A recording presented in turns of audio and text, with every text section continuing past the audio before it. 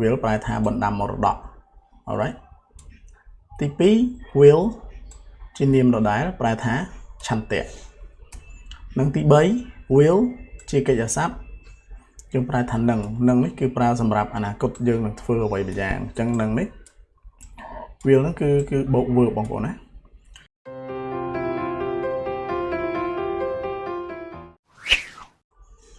ខេសួស្តីបងប្អូនទាំងអស់គ្នាជួបជាមួយខ្ញុំម្ដងទៀតក្នុងថ្ងៃនេះដែរខ្ញុំនឹងមានពាក្យមួយដើម្បីចែករំលែកដល់បងប្អូនទាំងអស់គ្នាគឺពាក្យ will អញ្ចឹងយើងនឹងសិក្សាទាំងអស់គ្នាពីការបកប្រែពាក្យ will ថាតើប្រែបានយ៉ាងម៉េចខ្លះហើយយើងប្រើប្រាស់នៅក្នុងប្រយោគយ៉ាងម៉េចខ្លះអញ្ចឹងយើងចូលឧទាហរណ៍ទាំងអស់គ្នាអញ្ចឹងទី1ការបកប្រែរបស់ពាក្យ will គឺ will ប្រែថាបណ្ដាំមរតក alright ទី2 will ជានាមដដែលប្រែថាឆន្ទៈនិងទី3 will ជាកិច្ចសព្ទយើងប្រើថានឹងនេះគឺប្រើសម្រាប់អនាគតយើងនឹងធ្វើអ្វីម្យ៉ាងអញ្ចឹងនឹងនេះ will ហ្នឹងគឺបូក verb បងប្អូនណាអូខេអញ្ចឹងយើងចូលទៅមើលឧទាហរណ៍ទាំងអស់គ្នា will ទី1ប្រែថាបណ្ដាំមរតកដែលថ្នាក់ពាក្យជានាមអូខេអញ្ចឹងយើងមើលទាំងអស់គ្នាឧទាហរណ៍ភាសាខ្មែររបស់យើងតើមានបណ្ដាំមរតកអ្វីខ្លះឬក៏អីខ្លះអត់បន្សល់ទុកពីឪពុកចិញ្ចឹមរបស់គាត់ឪពុកចិញ្ចឹមអូខេចុះភាសាអង់គ្លេសគឺ are there តើមាន are there any wills will នេះជានាមរាប់បានបងប្អូនណាបណ្ដាំមរតកអញ្ចឹងយើងបន្ថែម s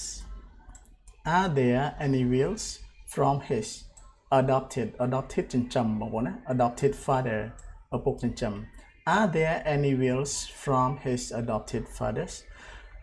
តើមានបណ្ដាំមរតកអីខ្លះអត់បន្សល់ទុកឬក៏សល់ពីឪពុកចិញ្ចឹមរបស់គាត់អញ្ចឹងចង់បង្ហាញបងប្អូនកន្លែងនេះតិចក្នុងប្រយោគនេះគឺមានពាក្យ any ដែលខ្មែរយើងប្រែថាខ្លះណាអញ្ចឹងមានពាក្យពីរបងប្អូនអាចច្រឡំកន្លែងនេះគឺទី1យើងមានពាក្យថា some sorry គឺអក្សរ o s o m e ណាទី1គឺមានពាក្យថា some ក៏ប្រែថាខ្លះដែរនិងទី2គឺមានពាក្យថា any ហ្នឹងឯង any ហ្នឹងក៏ប្រែខ្លះដែរអញ្ចឹងចង់ឲ្យបងប្អូនយល់កន្លែងនេះដើម្បីកុំឲ្យយើងប្រើខុសអញ្ចឹងពាក្យ some នេះគឺយើងប្រើនៅក្នុងតែប្រយោគស្របទេឧទាហរណ៍មានសៀវភៅខ្លះដែរ there are some books អញ្ចឹងមកប៉ុន្តែដល់ពេលពាក្យ any នេះគឺប្រែថាខ្លះដែរប៉ុន្តែយើងប្រើនៅក្នុងប្រយោគបែបនេះប្រយោគសំណួរបងប្អូនណាតើមានឃើញទេអីខ្លះអ្វីខ្លះចឹងមក are there any អីគេចឹងមកហើយនឹងមួយទៀត any នេះគឺយើងប្រើនៅក្នុងប្រយោគ negative ប្រយោគបដិសេធដែរឧទាហរណ៍មិនមានសៀវភៅខ្លះទេនៅទីនេះឧទាហរណ៍ណាឬក៏មួយចំនួនអញ្ចឹងក៏យើងបាននិយាយបានដែរមិនមានសៀវភៅមួយចំនួននៅលើតុទេ there are not any books on the desk ចឹងមកអញ្ចឹងដើម្បីកុំឲ្យបងប្អូនច្រឡំ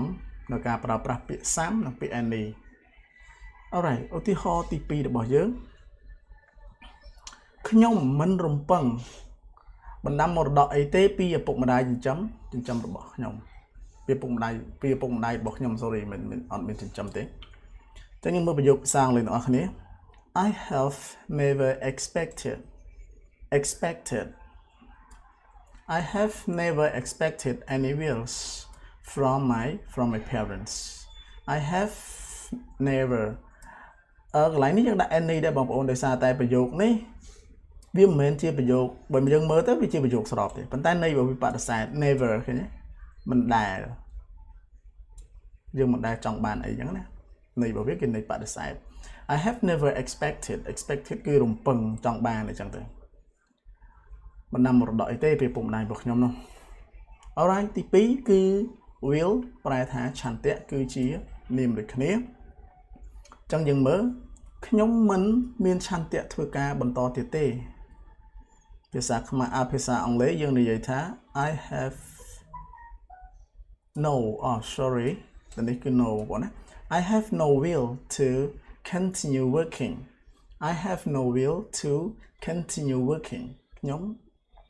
មិនមានឆន្ទៈក្នុងការបន្តធ្វើកិច្ចការងារទេបន្តធ្វើអីមួយគឺ continue បូកជាមួយនឹង ing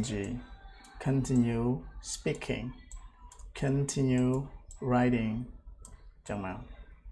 អូ Okay មើលទីហោរបស់យើងទី2បងប្អូនគឺ person បើគ្មានឆន្ទៈទេ person បើគ្មានឆន្ទៈទេយើងមិនអាចធ្វើការបានយូរឆ្នាំទេចឹងតើភាសាអង់គ្លេសយើងថាយ៉ាងម៉េចវិញ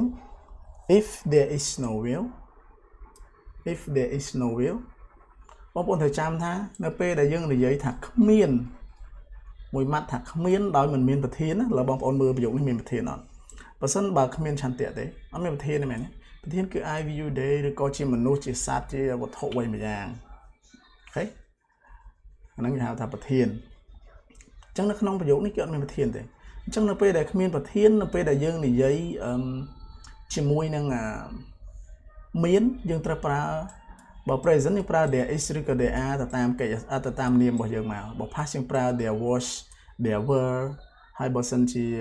សម្រាប់អនាគតនឹងមានអីយើងប្រើ there will be អញ្ចឹងមកហើយអានឹងបងប្អូនត្រូវចាំអញ្ចឹងយើងនៅពេលដែលយើងប្រើមាន subject ឧទាហរណ៍ថាគាត់មាននាងមានឬក៏នរណាម្នាក់មានយើងអាចប្រើឧទាហរណ៍ថា she has you have អីចឹងមកប៉ុន្តែពេល there is there are នេះគឺយើងប្រើសម្រាប់ប្រយោគដែលអត់មានប្រធានប៉ុន្តែប្រែថាមានអញ្ចឹងដូចជាក់ស្ដែងប្រយោគនេះ if there is no will ប្រសិនបើគ្មានឆន្ទៈទេ we cannot work for years work for year ហ្នឹងយើងអាចប្រែថារយៈពេលយូរឬក៏រយៈពេលច្រើនឆ្នាំអញ្ចឹងទៅបើអត់មានឆន្ទៈយើងធ្វើការមិនបានច្រើនឆ្នាំទេធ្វើមកឆ្នាំឬក៏កន្លះឆ្នាំយើងបដូរទៅនេះបដូរទៅនោះដោយសារមិនមានឆន្ទៈឬក៏មិនមានអត្ថប្រយោជន៍អីចឹងទៅAlright បងប្អូនអញ្ចឹងយើងចូលឧទាហរណ៍ទី3របស់យើងដែល will ដដែលជាកិច្ចសព្ទប្រែថានឹងសម្រាប់អនាគតនឹងធ្វើអីមួយចឹងមកអញ្ចឹងកន្លែងនេះយើងប្រើ will បូកជាមួយនឹង verb មួយទៀតបងប្អូនណា Alright មើលឧទាហរណ៍របស់យើងខ្ញុំនឹងមានការចុះកម្មសិក្សាតាមខែរយៈពេល2សប្តាហ៍ចឹងប្រយោគខ្មែរប្រយោគភាសាអង់គ្លេសរបស់យើងគឺយើងនិយាយថា I will have an internship ប្រែថាការចុះកម្មសិក្សា internship at province for 2 weeks ចឹងបងប្អូនធ្លាប់ចាំហើយខ្ញុំបានលើកឡើងហើយការវីដេអូមុនគឺ for បូកជាមួយនឹង period of time for យើងប្រើជាមួយនឹងពេលវេលា for 1 month 2 months គឺ for នេះប្រែថារយៈពេលចឹងរយៈពេល2សប្តាហ៍ Alright ឧទាហរណ៍បន្ទាប់ទៀតជាឧទាហរណ៍ទី2នៅក្នុងចំណុចរបស់យើងដដែលអញ្ចឹងនឹងមានដំណឹងល្អនៅឆ្នាំក្រោយចឹងខ្ញុំបានលើកឡើងហើយប្រយោគនេះគឺអត់មាន subject ទេហើយគឺប្រែនឹងមានយើងប្រើពាក្យខ្មែរនឹងមានអញ្ចឹងយើងប្រើពាក្យអង់គ្លេសថា there will be okay there will be នឹងមាន there will be good news next year good news បងប្អូន news នេះប្រែថាដំណឹងប្រែថាព័ត៌មានអញ្ចឹងណា there will be good news នឹងមានដំណឹងល្អនឹងមានព័ត៌មានល្អ right នៅឆ្នាំក្រោយAlright អញ្ចឹងរំលឹកឡើងវិញបងប្អូនទាំងអស់គ្នានៅក្នុងមេរៀនយើងថ្ងៃនេះយើងរៀនអំពី homonyms គឺ homonyms ខ្មែរយើងមានន័យថាពាក្យមួយមានន័យច្រើនអូខេពាក្យមួយដែលមានន័យលើសពីមួយដែលបកប្រែលើសពីមួយអញ្ចឹងណាយើងហៅថា homonyms អញ្ចឹង will របស់យើងគឺមាន3រំលឹកឡើងវិញមុននឹងយើងធ្វើលំហាត់ទាំងអស់គ្នាទី1គឺ will ប្រែថាមកបណ្ដាំមរតកជានាមទី2 will ដដែលជានាមដដែលប្រែថាឆន្ទៈនិងទី3 will នេះគឺជាកិច្ចសព្ទយើងប្រែថានឹងធ្វើអ្វីមួយនៅពេលអនាគតសម្រាប់អនាគតអូខេអញ្ចឹងយើងមើលឧទាហរណ៍ការបកប្រែរបស់យើង alright អញ្ចឹងទី1នេះគឺខ្ញុំលើកឡើងបានមិញដាំមរតកឆន្ទៈហើយនឹងអញ្ចឹងយើងមើល quiz 1របស់យើង Don't worry កុំបារម្ភ Don't worry we settle this issue settle ដោះស្រាយ this issue mean problem issue បញ្ហាបងប្អូនណាអញ្ចឹងកុំបារម្ភយើងយ៉ាងម៉េចបងប្អូនមើល3ខាងលើនេះយើងឆន្ទៈដោះស្រាយនេះមិនមែនប្រែថាមានឆន្ទៈណាបើសិនជាកន្លែងនេះប្រែថាមានឆន្ទៈដោះស្រាយបញ្ហាក៏វាប្រហែលជាអាចប៉ុន្តែកន្លែងនេះគឺនាមអញ្ចឹងទី2នេះគឺនាមប្រែថាឆន្ទៈមិនមែនមានឆន្ទៈទេอย่าច្រឡំយើងធ្វើលំហាត់ខុសអញ្ចឹងយើងមើលមួយទៀតយើងនឹងចា alright អញ្ចឹងកន្លែងនេះគឺ number 3 នឹង dương nâng đo sái bánh hạ này không bảo rộng. Yeah, alright. Quiz 2 lom hát tí pi bỏ dương. They started with bare hand. They started with bare hand. Bare hand một ổn cứ bát đáy tổ tê on miền ấy sao chắp đam để bát đáy tổ tê. Ok. They started with bare hand. Phụ cái chắp đam Rosie chắp đam thưa một chùm nuôi nhảy trắng nè rồi có chắp đam thưa ca đội đáy tổ tê. There were no bộ quát bán chắp đam started past chỉ mùi nắng đáy tổ tê đôi đáy tổ tê. There were no chẳng on miền mình miền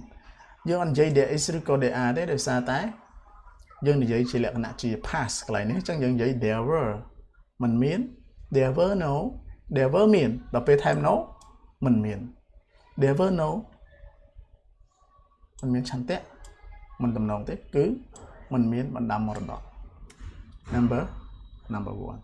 bên đây cái này để xa dương pra there were no chẳng will bỏ dương bằng ổn cứ dương bằng thêm as. There were no wheels. Trong phụ quát chập đam Rosie thua ca đói. Rồi bạn đây tê cứ mình miến một năm một đợi sau khi bụng bà đài đồn tài tê chẳng ấy. Ok thì 7 chẳng. They are just normal stuff. They are just normal stuff. Cứ chỉ bộ lực thầm nà. Phụ quát chỉ bộ lực thầm nà. Normal stuff just. Còn tại chỉ bộ lực thầm nà. Ok. Just normal. Còn tại thầm nà. I am just a normal student. Chúng con chỉ stuff mình thầm nà. Sầm mạnh. Alright. Just a normal stuff. Chỉ bộ lực thầm nà. They have no wheel. Tipi. Alright. Phụ quát mình miên chăn tệ tê. Chỉ bộ lực thầm nà. Mình mang prang prang សម្រាប់ ភាពរីកចម្រើនឬក៏ពលឺអនាគតទៅមុខទេ Alright អូខេអញ្ចឹងអរគុណបងប្អូនទាំងអស់គ្នាដែលបានតាមដានទស្សនានិងសិក្សាជាមួយខ្ញុំនៅវីដេអូមួយនេះក៏ដូចជាវីដេអូផ្សេងៗនៅក្នុង Channel YouTube គ្រូបូរ៉ាក៏ដូចជា Page និង TikTok គ្រូបូរ៉ាសង្ឃឹមថាបងប្អូននឹងអាច benefit អាចមានអត្ថប្រយោជន៍ចំណេញអូខេទទួលបានអត្ថប្រយោជន៍ពីវីដេអូរបស់ខ្ញុំហើយបងប្អូនអាច comment នៅក្រោមវីដេអូនេះនៅមេរៀនដែលបងប្អូនមានចម្ងល់ឬក៏ចង់សិក្សាបន្ថែមបាទអញ្ចឹងមេរៀននេះមានតែប៉ុណ្្នឹងទេអរគុណច្រើនជម្រាបលាជួបខ្ញុំនៅវីដេអូក្រោយទៀត